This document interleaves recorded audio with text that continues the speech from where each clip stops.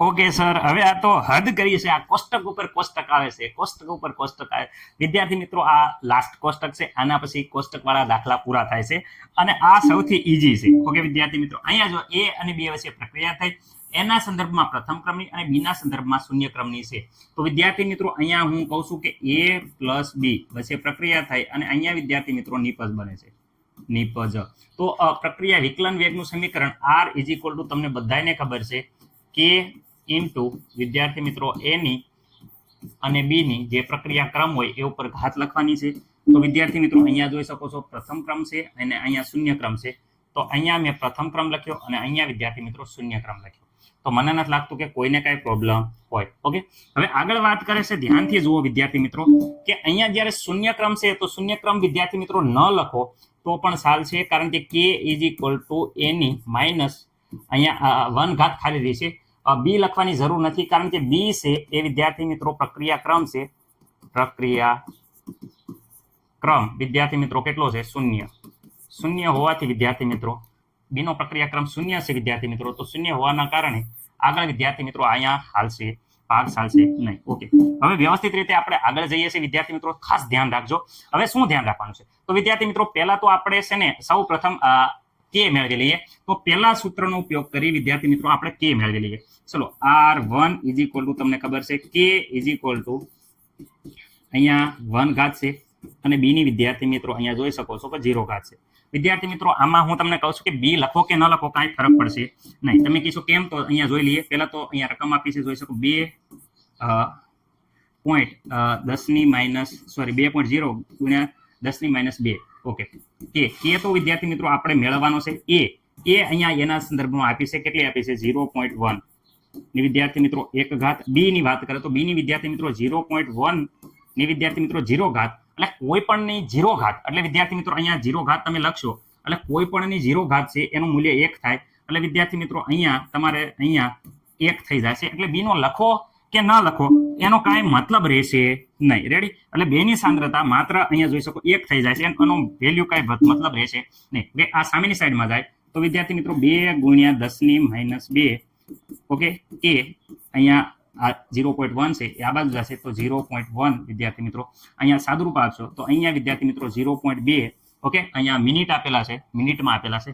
તો અહીંયા minute inverse આ વિદ્યાર્થી મિત્રો કે ની વેલ્યુ મળી ગઈ છે 0.2. ઓકે, આમાં કોઈ ડાઉટ નહીં સર? અમને જરીએ નથી ડાઉટ. હવે વિદ્યાર્થી મિત્રો અહીંયા બીજા સમીકરણમાં કીધું છે કે એ ની વેલ્યુ નથી આપી, બી ની આપી છે અને પ્રક્રિયા વેગ આપ્યો છે. ઓકે, તો વાંધો નહીં, કંઈ વાંધો નથી. આપણે જે આપ્યું હોય એ લખી નાખો. R2 બરાબર k a ની 1 ઘાત. b ની ઘાત લખવાની જરૂર છે નહીં, કારણ કે અહીંયા 0 લખશો એટલે 1 જ થઈ જશે. તો આની વેલ્યુ તે લખશો તો વિદ્યાર્થી મિત્રો અહીંયા 1 જ થઈ જશે, એટલે b ની વેલ્યુ લખવાની જરૂર છે નહીં. ઓકે, R2 તો વિદ્યાર્થી મિત્રો આ છે R2, જોઈ શકો છો 4 ગુણ્યા 10 - 2. ઓકે વિદ્યાર્થી મિત્રો, અહીંયા k ની વેલ્યુ વિદ્યાર્થી મિત્રો અહીંયા જોઈ શકો છો. k ની વેલ્યુ અહીંયા આપેલી છે. એની વેલ્યુ કેટલી છે? 0.2 વિદ્યાર્થી મિત્રો. ઓકે, ઇન્ટુ 10 a ની 1 ઘાત, એટલે એનો 1 ઘાત. હવે સામેની સાઈડમાં જશે તો વિદ્યાર્થી મિત્રો તમને બધાને ખબર છે 4 ગુણ્યા 10 - 2 છેદમાં 0.2. ઓકે વિદ્યાર્થી મિત્રો, અહીંયા વ્યવસ્થિત રીતે તમને ખબર હશે બરાબર અહીંયા a. ઓકે વિદ્યાર્થી મિત્રો 1 ઘાત. ઓકે, હવે અહીંયા વ્યવસ્થિત રીતે તમે સાદુરૂપ આપો તો વિદ્યાર્થી મિત્રો 4 દુ 2 દુ 4 થાય, એટલે વિદ્યાર્થી મિત્રો 0.2.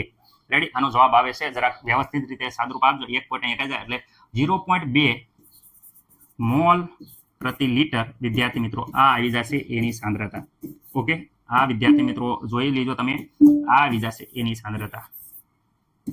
ઓકે, મને નથી લાગતું કે કોઈને કઈ પ્રોબ્લેમ હોય. તો અહીંયા વિદ્યાર્થી મિત્રો 0.2 એની સાંદ્રતા આવી જાય છે. ઓકે વિદ્યાર્થી મિત્રો, હવે આગળ જઈએ તો અહીંયા વિદ્યાર્થી મિત્રો ફરીથી પ્રક્રિયાનો વેગ ગોતવાનો છે. રેડી? તો પ્રક્રિયાનો વેગ ગોતવાનો છે તો અહીંયા R3 ગોતવાનો છે. તો વિદ્યાર્થી મિત્રો R3 ઇઝ ઇક્વલ ટુ, બધાને ખબર છે, શું ખબર છે વિદ્યાર્થી મિત્રો? તો R3 is equal to k a ની 1 ઘાત b ની વિદ્યાર્થી મિત્રો 0 ઘાત. તો 0 ઘાત લખવાની જરૂર છે નહીં. તો આપણે k બરાબર વિદ્યાર્થી મિત્રો k ની વેલ્યુ તો અહીંયા આવી જ ગઈ છે 0.2. હવે વિદ્યાર્થી મિત્રો એની વાત કરીએ તો એની વેલ્યુ વિદ્યાર્થી મિત્રો અહીંયા આપેલી છે, જોઈ શકો છો એની વેલ્યુ અહીંયા આપેલી છે 0.4. તો વિદ્યાર્થી મિત્રો 0.4 ને વિદ્યાર્થી મિત્રો 1 ઘાત. અહીંયા બી ની વેલ્યુ વિદ્યાર્થી મિત્રો 0.4 મૂકશું, પણ મૂકવાને કાંઈ મતલબ નહીં થાય, કારણ કે બી ની જે 0.4 ની 0 ઘાત એટલે 1 જવાબ આવી જશે. અહીંયા વિદ્યાર્થી મિત્રો R3. ઓકે, 2 ગુણ્યા 4 તો વિદ્યાર્થી મિત્રો 8 થશે, પણ 0.08 વિદ્યાર્થી મિત્રો થઈ જશે. અને અહીંયા એકમ આવશે મોલ પ્રતિ લિટર મિનિટ ઇનવર્સ. ઓકે વિદ્યાર્થી મિત્રો, મને નથી લાગતું કે કોઈને કાંઈ આમાં પ્રોબ્લેમ હોય. ઓકે, હવે અહીંયા વ્યવસ્થિત રીતે આપણે પોઈન્ટ મૂકીએ તો વિદ્યાર્થી મિત્રો 1 અને 2 એટલે વિદ્યાર્થી મિત્રો અહીંયા 8.0 ગુણ્યા 10⁻², આવી રીતે તમે લખી શકો છો. રેડી વિદ્યાર્થી મિત્રો, મને નથી લાગતું કે કોઈને કાંઈ પ્રોબ્લેમ હોય. ઓકે, આ આપણી કિંમત મળી ગઈ છે. રેડી વ્યવસ્થિત રીતે. ઓકે, હવે અહીંયા આગળ વાત કરીએ, અહીંયા એની સાંદ્રતા ચોથા સમીકરણમાં ગોતવાની છે. તો અહીંયા વિદ્યાર્થી મિત્રો A4 is equal to K into એની 1 ઘાત. ઓકે વિદ્યાર્થી મિત્રો, K4 ઇઝ ઇક્વલ ટુ તો અહીંયા આપ્યા છે 2 ગુણ્યા 10 ની વિદ્યાર્થી મિત્રો -2. K ઇઝ ઇક્વલ ટુ અહીંયા મળી ગઈ છે વેલ્યુ 0.2 અને એની વેલ્યુ તો વિદ્યાર્થી મિત્રો આપણે ગોતવાની છે. સામેની સાઈડમાં જશે તો 2 ગુણ્યા 10⁻² ના છેદમાં 0.2 ની 1 ઘાત. ઓકે, હવે વિદ્યાર્થી મિત્રો અહીંયા વ્યવસ્થિત રીતે 2 ભાગાકાર કરશું તો અહીંયા જવાબ આવશે 0.1. રેડી, અને સાંદ્રતા છે તો મોલ પ્રતિ લિટર કરો, મોલ પ્રતિ લિટર આ આવી જશે એની સાંદ્રતા. રેડી, મને નથી લાગતું કે કોઈને કાંઈ પ્રોબ્લેમ હોય. તો અહીંયા આપણો જવાબ આવે છે 0.1. ઓકે, વ્યવસ્થિત રીતે આખું કોષ્ટક આપણે ભરી દીધું છે. મને નથી લાગતું કે કોઈને કાંઈ પ્રોબ્લેમ હોય. ઓકે, સૌથી ઈઝી દાખલો હતો, મારા ખ્યાલ મુજબ દરેક વિદ્યાર્થી મિત્રોને ખબર પડી ગઈ હશે.